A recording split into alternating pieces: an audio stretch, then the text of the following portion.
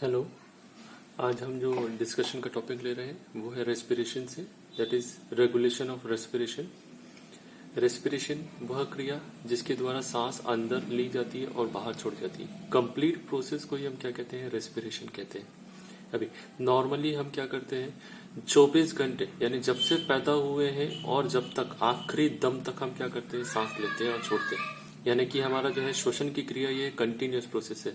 जब तक सांस चल रही है तब तक जीवन है, सांस खत्म तो जीवन भी खत्म, ऐसा माना जाता है। ठीक है, तो अभी रेस्पिरेशन को कैसे कंट्रोल किया जाता है?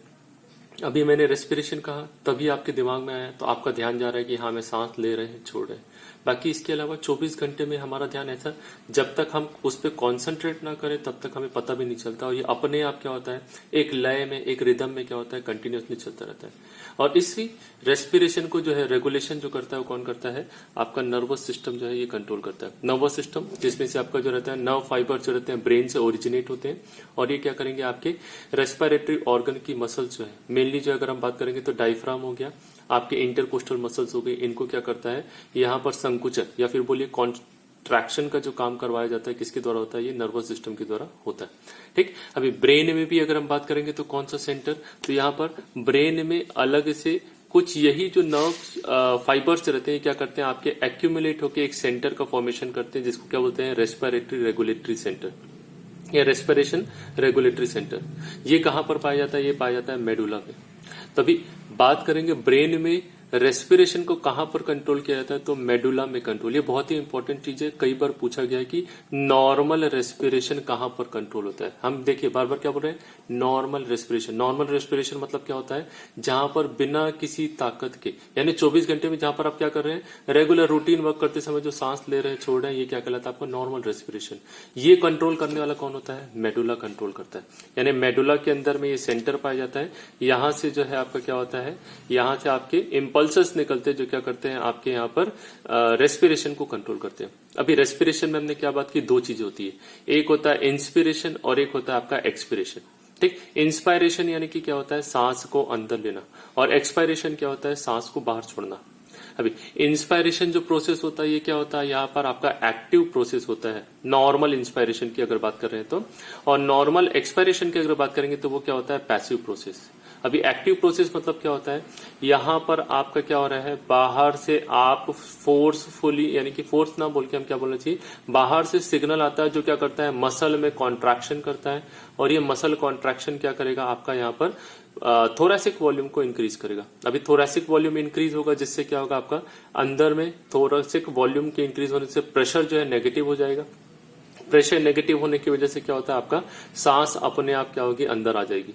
ठीक है, दूसरा जो होता है आपका एक्सपायरेशन, जो कि पैसिव प्रोसेस है। अभी हम देखेंगे एक्सपायरेशन कैसे होता है। अभी इंस्पायरेशन को अगर हम देखते हैं तो इंस्पायरेशन को कंट्रोल करने के लिए क्या होता है, आपका इंस्पायरेटरी सेंटर, या फिर नॉर्मल इंस्पायरेशन को कंट्रोल करने के लिए क्या पाया जाता है, इंस्पायरेटरी सेंटर पाया जाता है, जो कहां पर होता है, मेडुला के अंदर में डोर्सल सरफेस पे। कहां पर? मेडुला के डोर्सल सरफेस के अंदर में आपका क्या पाया जाता है, ये आपका इंस्पायरेटरी सेंटर पाया जाता है। ठीक है, अभी यही जो है आपका यहाँ पर जो अलग अलग जो न्यूरॉन्स या फिर बोलिए नर्व फाइबर्स पाए जाते हैं, इन्हें क्या बोला जाता है, डोर्सल ग्रुप ऑफ न्यूरॉन्स। क्या है? डोर्सल ग्रुप ऑफ न्यूरॉन्स कहलाता है। ये जो है ये सारे के सारे कैसे होते हैं, केमिकल कंट्रोल के अंदर में होते हैं। केमिकली कंट्रोल मतलब क्या होता है, ब्लड के अंदर में जब कार्बन डाइऑक्साइड का लेवल बढ़ेगा या ऑक्सीजन का कॉन्सेंट्रेशन कम होता है, ठीक, क्या बोला हमने, कार्बन डाइऑक्साइड का कॉन्सेंट्रेशन बढ़ेगा या ऑक्सीजन का कॉन्सेंट्रेशन कम होता है, तो ये क्या होता है, केमिकल यहाँ पर जो आपका होता है सिग्नलिंग बनेगी, और ये सिग्नलिंग क्या करती है, यहाँ पर इस सेंटर को स्टिमुलेट कर देती है, इंस्पायरेटरी सेंटर को स्टिमुलेट, कि भाई शरीर के अंदर क्या हो गया, अब कार्बन डाइऑक्साइड बढ़ते जा रहा है, बाहर से ऑक्सीजन की जरूरत है, सांस लो, सांस लोगे तभी जीवित रहोगे, नहीं तो टाइम टाइम फिस हो जाओगे।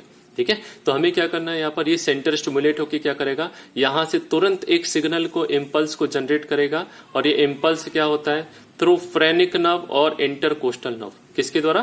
फ्रेनिक नर्व और इंटरकोस्टल नर्व के द्वारा क्या होता है, ये सीधा कहां पहुंच जाएगा, आपका रेडियल मसल ऑफ डायफ्राम और एक्सटर्नल इंटरकोस्टल मसल्स। अभी ये जो है हम एक जगह वहां पर पढ़ रहे हैं या पढ़ेंगे फिर से हम, जहां पर आप देखेंगे, आप वहां पर जहां पर normal muscles involve in respiration की अगर हम बात करेंगे तो ये मसल्स किस प्रकार से काम करती है वहां चेक कर सकते हैं। ठीक है, तो ये दोनों मसल में क्या करेगा, कॉन्ट्रैक्शन। अभी रेडियल मसल ऑफ डायफ्राम में कॉन्ट्रैक्शन होगा तो डायफ्राम नीचे की ओर आएगा, ठीक। और एक्सटर्नल इंटरकोस्टल मसल में कॉन्ट्रैक्शन होता है तो क्या होता है, जो आपके रिब्स होते हैं ये क्या होते हैं, ऊपर और बाहर की ओर आते हैं। तो ओवरऑल क्या होगा आपका यहाँ पर कंप्लीट वॉल्यूम थोरैसिक क्या हो रहा है, इंक्रीज हो रहा है, जिसकी वजह से क्या होता है, सांस अंदर आती है, ठीक है। तो ये किसकी वजह से हुआ है, इंस्पायरेटरी सेंटर की वजह से, ठीक। दूसरा होता है आपका यहाँ पर आता है न्यूमोटैक्सिक सेंटर। न्यूमोटैक्सिक सेंटर जो है ये क्या होता है, ये आपका पाया जाता है पॉन्स में। देखिए ये जो है ये कहां पर है, ये पॉन्स में पाया जाता है, डॉर्सल सरफेस ऑफ पॉन्स के अंदर में होता है, या फिर हम इसे बोल सकते हैं एंटीरोलेटरल सरफेस ऑफ इंस्पायरेटरी सेंटर, यानी कि इंस्पायरेटरी सेंटर के सामने वाले हिस्से में क्या होता है, ये आपको न्यूमोटैक्सिक सेंटर पाया जाता है। अभी न्यूमोटैक्सिक सेंटर का काम क्या होता है, तो ये न्यूमोटैक्सिक सेंटर ये इंस्पायरेटरी सेंटर को क्या कर देता है, इनहिबिट कर देता है, यानी कि इसको रोक देगा। अभी इंस्पायरेटरी सेंटर ने क्या किया था, कॉन्ट्रैक्शन किया था नर्व्स के द्वारा। अभी ये कॉन्ट्रैक्शन के लिए क्या हो रहा है, यहाँ पर आपका इन दोनों नर्व्स के थ्रू जो सिग्नल जा रहा था क्या होगा, अब जाना बंद हो गया।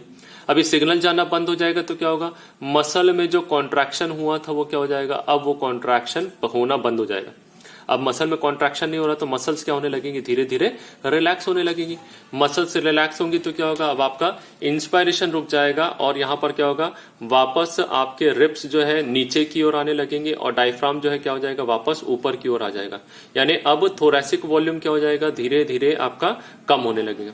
वॉल्यूम कम हो रहा है मतलब क्या हो रहा है, प्रेशर बढ़ेगा, और प्रेशर बढ़ा मतलब ऑटोमेटिकली क्या हो जाएगा आपका यहाँ पर एक्सपायरेशन की प्रोसेस होती है। यानी देखिए यहाँ पर कोई भी आपका सिग्नल नहीं आ रहा है एक्सपायरेशन कराने, या मसल में कॉन्ट्रैक्शन नहीं हो रहा है। ये कैसा प्रोसेस है, ऑटोमेटिक प्रोसेस है, यानी कि एक पैसिव प्रोसेस कहलाता है, ठीक है। अभी न्यूमोटैक्सिक सेंटर दूसरा काम क्या करता है, तो ये क्या करता है, आपका रिदम को या फिर बोलिए आपका ब्रीदिंग के जो पैटर्न है उसको क्या करता है, कंट्रोल करता है। कैसे, जितना ज्यादा इम्पल्स होगा उतना ज्यादा ये क्या करेगा, आपका इंस्पायरेटरी सेंटर को क्या करेगा, रोकेगा। इंस्पायरेटरी सेंटर को जितना ज्यादा देर तक रोकेगा तो वहां पर क्या होगा, आपका ब्रीदिंग जो है कैसी होती जाएगी, धीरे धीरे, यानी तेज, ये क्या करेंगे आप, तेजी से सांस लेने लगेंगे, ठीक है। यानी ब्रीदिंग रेट क्या है, यानी 1 मिनट के अंदर आप जैसे 16 से 20 बार आप श्वसन करते हैं या फिर सांस लेते हैं, तो अब ये कितना हो जाएगा, लगभग आपका 30-40 के करीब पहुंच जाएगा। तो डिपेंडिंग कितना सिग्नल भेज रहा है, ठीक। और इसका उल्टा भी सही, यानी जितना कम इम्पल्स, यानी कि ये क्या करेगा आपका वहां पर मेडुला में आपका इंस्पायरेटरी सेंटर को धीरे धीरे क्या करेगा, ब्लॉक करेगा। अभी ब्लॉकेज कम होगा तो श्वसन क्या होगा, तेजी से आप धीरे से क्या करेंगे, सांस ले रहे हैं, धीरे धीरे लंबा लंबा सांस ले रहे हैं, और आपका रेस्पिरेटरी रेट क्या हो जा रहा है, धीरे से आपका यहाँ पर कम हो जाएगा, ठीक है। तो ये दोनों चीज को कंट्रोल यानी रिदम को बनाए रखने के लिए क्या कर रहा है, ये आपका न्यूमोटैक्सिक सेंटर काम कर रहा है। एक तीसरा जो सेंटर होता है आपका यहाँ पर होता है एक्सपायरेटरी सेंटर। तो इंस्पायरेटरी सेंटर और एक्सपायरेटरी सेंटर दोनों कहां पाया जाता है, मेडुला के अंदर में, ठीक है। अभी ये वेंट्रल सरफेस में है, ये कहां पर है, डॉर्सल सरफेस में। याद रखेंगे इंस्पायरेशन आईडी प्रूफ मांगते हैं ना, तो इंस्पायरेशन जो है डॉर्सल सरफेस में होता है, तो एक्सपायरेशन जो है कहां पर होता है, वेंट्रल सरफेस में पाया जाता है, और इसीलिए इसे क्या बोला जाता है, वेंट्रल ग्रुप ऑफ न्यूरॉन्स भी कहते हैं। अभी ये एक्सपायरेटरी सेंटर जो है नाम से ही पता चला एक्सपायरेशन के लिए, ठीक है। अभी नाम से तो एक्सपायरेशन हम बोल सकते हैं, बट ये दोनों में ही काम आता है, इंस्पायरेशन और एक्सपायरेशन। अभी रामदेव बाबा जी या और कोई बाबा जी आपको जब योगा कराते तो बोलते ना, लो लो बेटा सांस लो और लंबी और लंबी और लंबी। अब इतनी लंबी सांस लेना है तो नॉर्मल टाइडल वॉल्यूम से तो ज्यादा हो गया, तो उतना ज्यादा करने के लिए क्या करना पड़ेगा आपको, और एक्स्ट्रा जो है क्या करना पड़ेगा, मसल में कॉन्ट्रैक्शन कराना पड़ेगा। तो उसके लिए क्या होता है, सिग्नल इसी एक्सपायरेटरी सेंटर से क्या किया जाता है, यहाँ पर भेजा जाता है, और ये क्या करता है, इसकी वजह से फोर्सफुली आप क्या करते हो, तेजी से सांस लेते हो, और फिर बाद में क्या करते हो, तेजी से सांस को क्या किया जाता है, छोड़ा जाता है। यानी कि अभी तेजी से सांस लो और तेजी से सांस छोड़ो, निकला। तो अभी इतना तेजी से सांस लेने और छोड़ने की क्रिया जो रहती है किसके द्वारा कंट्रोल की जाती है, इसी एक्सपायरेटरी सेंटर के द्वारा। तो नॉर्मल ब्रीदिंग के समय इसका कोई भी रोल नहीं होता है, नॉर्मल ब्रीदिंग के टाइम पे इस एक्सपायरेटरी सेंटर का कोई भी रोल नहीं होता है, ठीक है। अभी कुछ चीजें याद रखिए, न्यूमोटैक्सिक सेंटर को यदि हम रिमूव कर दें, ठीक, अभी रिदम को बना के रखने वाला था, तो अभी अगर हम इसको रिमूव कर देते तो क्या होगा, आपका यहाँ पर रेगुलर पैटर्न जो है ब्रीदिंग की क्या हो जाती है, स्टॉप हो जाती है, और इसे क्या बोला जाता है आपका काइम स्ट्रोक, ठीक। अभी नॉर्मल ब्रीदिंग को क्या कहलाता है, टर्म्स थोड़े से याद रख लेंगे, इसे बोला जाता है यूपनिया, ठीक। तेजी से ब्रीदिंग करेंगे, फास्ट ब्रीदिंग, इसे बोला जाता है हाइपरपनिया, ठीक। जो स्लो करेंगे उसे बोला जाता है हाइपोपनिया, और जहां पर ब्रीदिंग बिल्कुल बंद हो जाती है उसे क्या कहते हैं, एपनिया। तो ये सारी की सारी किससे कंट्रोल होते हैं, ये कंट्रोल होते हैं आपके न्यूमोटैक्सिक सेंटर, यानी इस सेंटर में से अगर आप कम ज्यादा करेंगे तो क्या होगा, आपको ये सारी चीजें हो सकती है। ठीक है, तो ये था आपका रेगुलेशन ऑफ रेस्पिरेशन। नेक्स्ट हम इसके बाद दूसरा टॉपिक देखेंगे।